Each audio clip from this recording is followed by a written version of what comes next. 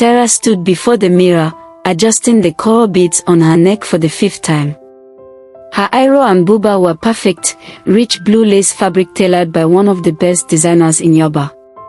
Her gele, tied by a professional earlier that afternoon, sat proudly on her head like a queen's crown. Beside her, Mimi folded her arms and gave her a nod of approval. If this doesn't impress the entire Adetola clan, then they are just spiritually stubborn, Mimi said. Tara forced a small laugh but said nothing. Inside, her stomach churned with a mix of anxiety and dread. It had been almost 2 months since that awful first meeting with Alex's mother, and despite his reassurances, things hadn't improved. In fact, they'd gotten worse. Each time she visited their Lekki home, Mrs. Adetola found new ways to make her feel small. Once, she criticized the way Tara sliced tomatoes while helping in the kitchen, saying, "That's not how we do it in this house. Your people don't teach proper home training." Another time, she scolded Tara for answering a work call during lunch, saying, "A real wife knows when to switch off the world and focus on her man." Tara had tried to take it in stride. She smiled, nodded, apologized when needed, and kept her cool. But it was wearing her down. The final straw had come 2 weeks ago when Mrs. Adetola bluntly asked her, "So what are your parents' names again? Are you sure they're not just traders pretending to be middle class?" Alex had laughed awkwardly and tried to steer the conversation elsewhere, but the damage was done. Now, this dinner was supposed to be a fresh start, as Alex called it, a chance to reintroduce Tara to the extended family in a more relaxed, celebratory setting. Alex's elder sister was visiting from the UK, and all the cousins, aunties, and uncles were going to be there. Tara had agreed to help prepare a full Yoruba spread for the event. Ofada rice, aimes, jollof rice, egusi soup, ifo riro, omlo, goat meat pepper soup, the whole 9 yards. She and Mimi spent the last 2 days cooking, sweating, and planning. But Tara had a nagging feeling something else was brewing, something she couldn't put her finger on. When they arrived at the Adetola residence that evening, everything looked like a scene from a Nollywood wedding. Fairy lights were strung across the compound, soft high-life music played in the background, and the aroma of pepper soup floated through the air. Several cars were parked out front, some with customized license plates. Tara stepped out of Alex's car with a composed smile, her gele catching the light like a halo. As they walked in, several aunties turned to look. Some nodded politely. Others, clearly prepped by Mrs. Adetola, scanned her from head to toe with that all-too-familiar Lagos look that said, "Who invited this one?" Inside, the long dining table was set. Gold-rimmed plates, crystal glasses, napkins folded into fans. Tara recognized a few faces from Alex's Instagram, the uncle who always traveled to Dubai, the cousin who owned a hotel in Abuja, and the infamous auntie who ran her own ministry in Port Harcourt. "Good evening," Tara said, smiling warmly as she greeted each person in turn, dipping slightly at the knees in the Yoruba way. The auntie smiled tightly in return. The uncles gave her brief nods. Only Alex's younger cousin, Sod, pulled her aside and whispered, "You look like money tonight." "I love it." Tara laughed softly. "Thank you." She made her way to the kitchen to check on the food. Everything was in order. The house help and caterers were setting up the buffet, and Mimi was already arranging dishes on trays like a general preparing for war. "I think we are ready," Mimi said. "I swear, if anyone here criticizes this food, I personally call EFCC on them." Tara chuckled and gave her friend a quick hug. "Thank you for doing this with me." They walked back into the living room, where the rest of the guests were gathering. Mrs. Adetola stood near the staircase, beaming with pride as she spoke with an elegantly dressed young woman in a cream-colored lace gown. Her makeup was subtle, tasteful. Her nails were perfectly manicured, and her handbag, Tara recognized it instantly, was an original Hermes Kelly, the kind that cost more than a year's rent in Lekki Phase 1. Alex's mother suddenly raised her voice slightly, just enough for everyone to hear. "And this," she said, placing her hand fondly on the woman's back, is Titi, the one we've been praying for.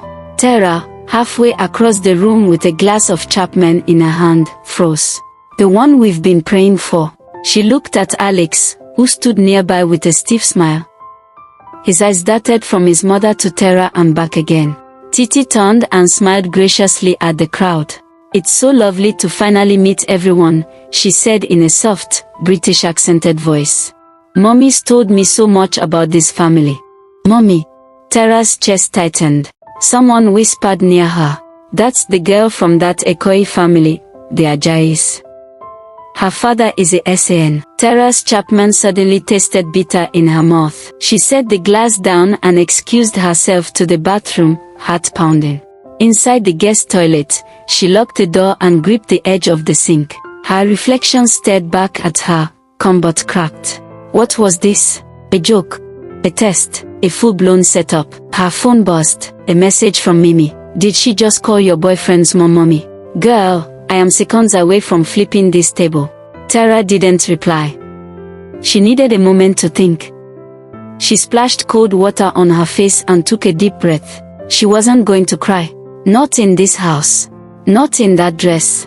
And definitely not because of someone else's performance. She stepped back out, head held high, smile back in place. If they wanted to play chess, she was ready to play queen. Tara returned to the living room with the kind of poise that could only be born out of heartbreak, practice, and sheer Lagos grit. Her shoulders were squared, her face carefully composed into a subtle smile that gave nothing away. She didn't glance in Alex's direction, and she certainly didn't acknowledge Titi or the proud gleam in Mrs. Adetola's eyes. She simply floated across the room like she belonged there. Because, deep down, she refused to believe that one awkward twist could erase everything she and Alex had built.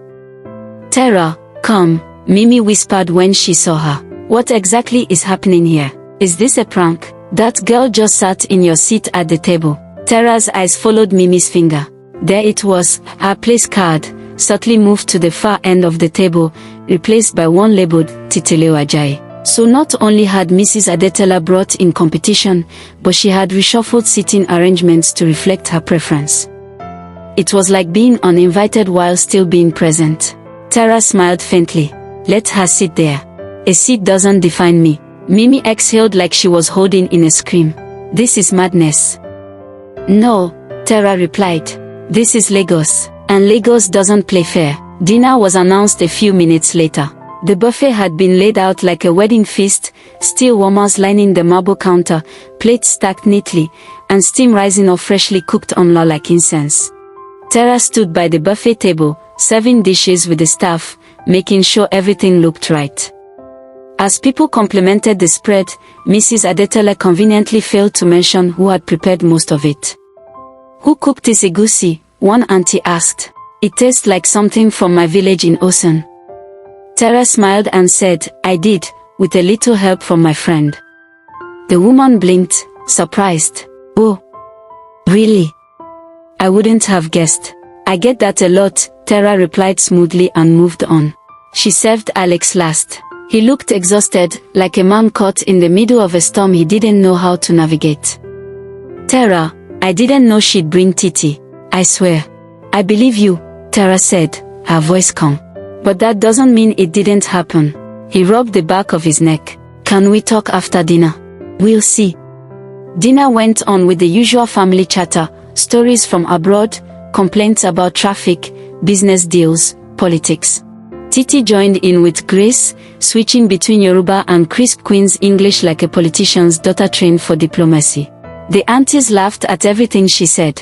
One even clutched her hand and exclaimed, "You're so grounded, yet so polished. You must be an only child." "Oh no," Titi said modestly. "I have 3 siblings, but I was raised to be intentional." Tara watched quietly from her new seat. She didn't interrupt. She didn't try to compete. She simply observed. And the more she watched, the more it became clear, Titi was not just a casual guest. She was being paraded. At one point, one of the uncles turned to Tara and said, "So, what do you do again?" "You're into online things, ABI." "I work in fashion marketing," Tara replied, not missing a beat. I handle brand strategy and influencer campaigns for several fashion labels across Nigeria, South Africa, and the UK. The uncle blinked. Ehen. So, Instagram. If you like, she said, smiling. But it pays the bills. And the taxes. A few cousins chuckled at that, but the message was clear. Tara wasn't going to be undermined tonight. After dinner, guests began moving to the lounge for dessert and drinks. Alex found Tara near the stairs and gently took her hand. Come with me, he said quietly. Let's talk. She followed him into the study, a dimly lit room lined with mahogany shelves and leather chairs. Once the door closed, the air grew heavy. I'm sorry, Alex began. This was not my plan. I had no idea she invited Titi until we got here. But she knew, Tara said sharply. Your mom knew. And not only did she bring her, she introduced her like she was already your fiancé. Alex sighed. She's doing it on purpose. She thinks you're not traditional enough. Tara raised an eyebrow. Traditional? You mean submissive? Or from a pedigree she approves of? She doesn't understand your world, he admitted. She thinks someone from a serious family will be less stressful. Tara folded her arms. You mean easier to control? Alex looked tired. Tara, I love you. That hasn't changed. But you're not saying anything to her. You let her move my seat. You let her throw me under the bus. I've been trying for months to win her over, and you just freeze. I'm trying to keep the peace. At whose expense? Tara asked. There was a long silence. I need you to fight for me, Alex. Not just love me in private. I am fighting, he said, stepping closer. But I'm stuck between you and a woman who's been controlling my life since birth. Tara's eyes softened slightly. Then maybe it's time you took control. They stood in silence for a bit. Then she stepped back. I'm going home, she said. I've had enough drama for one evening. Let me take you, he offered. No, she said. Stay. Enjoy dessert with your mommy and the girl she prayed for. Tara. She gave him a sad smile. Good night, Alex. She walked out before he could say anything else. In the hallway, she passed Titi and Mrs. Adetola, who were chatting like old friends. Titi smiled politely. Mrs. Adetola didn't even glance her way. Outside, Mimi was already waiting by the car. I figured you'd want to leave early, she said. Please. Let's go before I change my mind and flip a table. As they drove off into the night, Tara leaned back against the seat, silent. You okay? Mimi asked. No, Tara replied, but I will be. What now? Tara stared out the window, eyes on the Lekki night lights. Now. I remind them that I wasn't raised to beg for a seat at any table. If they don't want me at theirs, I'll build my own.